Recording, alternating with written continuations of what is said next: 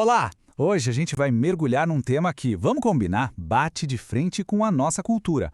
A ideia é de que existe uma verdade que não se negocia. A gente vai explorar como, de acordo com os evangelhos, Cristo colocou a mensagem acima da popularidade. E com isso, ele estabeleceu um padrão que desafia essa nossa busca constante por aprovação. E logo de cara, essa análise já nos joga uma questão fundamental. O que é que vale mais, hein? A fidelidade à verdade ou a aceitação da multidão? Essa tensão não só definiu o ministério de Cristo, como também é algo que ecoa e muito na nossa vida hoje. Para a gente entender isso bem, nosso caminho vai ter 5 etapas. Primeiro, o conflito entre verdade e popularidade. Depois, a gente olha para o caminho de Cristo e o custo de seguir esse caminho. Na sequência, vamos ver como um amor genuíno entra nessa história. E, por fim, a gente fecha com o poder transformador da verdade. Então vamos lá, primeira sessão. Verdade versus popularidade. Aqui a gente vai colocar lado a lado a mentalidade de hoje e o exemplo que Cristo deixou. Olha, a nossa cultura mede o sucesso em números, né? Curtidas, seguidores, aprovação, é tudo sobre aceitação.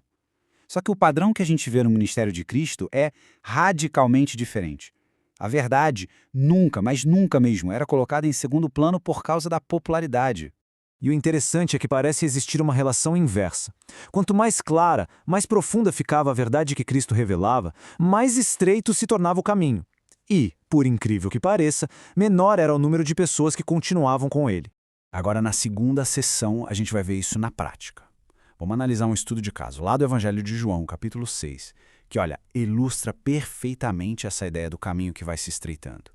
A sequência é muito clara, olha só. Primeiro, acontece um milagre e uma multidão enorme é atraída.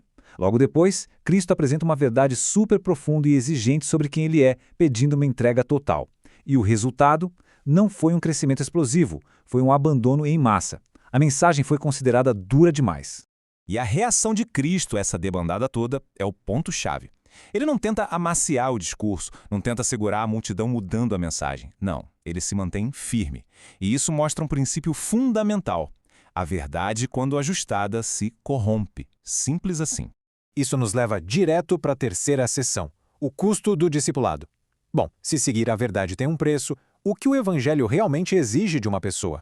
O que a análise do texto mostra são algumas ilusões bem populares. Muita gente busca os benefícios, mas rejeita as exigências.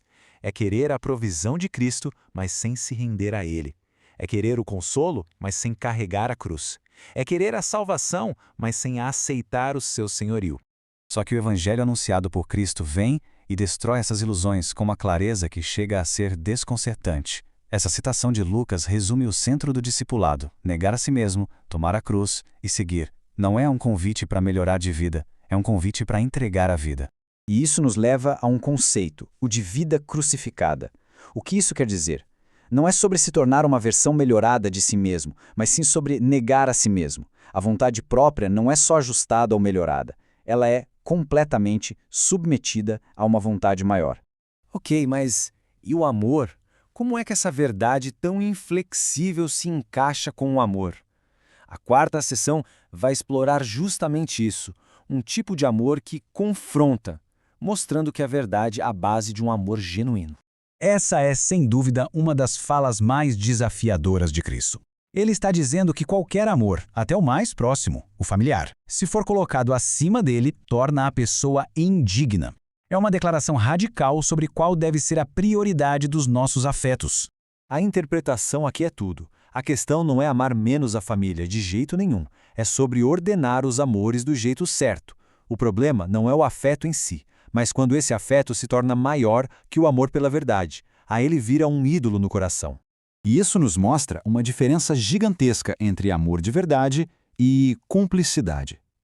Segundo essa perspectiva, um amor que se separa da verdade, que ignora o erro, não é amor, é conivência. O amor autêntico, portanto, está ligado de forma inseparável à verdade e sempre busca a transformação. Chegamos na nossa última sessão, o grande fechamento. Sessão 5, a verdade que transforma. Aqui o foco é na natureza inegociável da mensagem. O primeiro ponto é direto, absoluto. A verdade, do jeito que é apresentada, não se adapta. Ela não muda com a cultura, com o tempo, com a opinião da maioria. Ela é como uma rocha. Justamente por não se adaptar, ela tem um poder ativo. A verdade não é algo passivo, sabe? Ela age sobre a gente.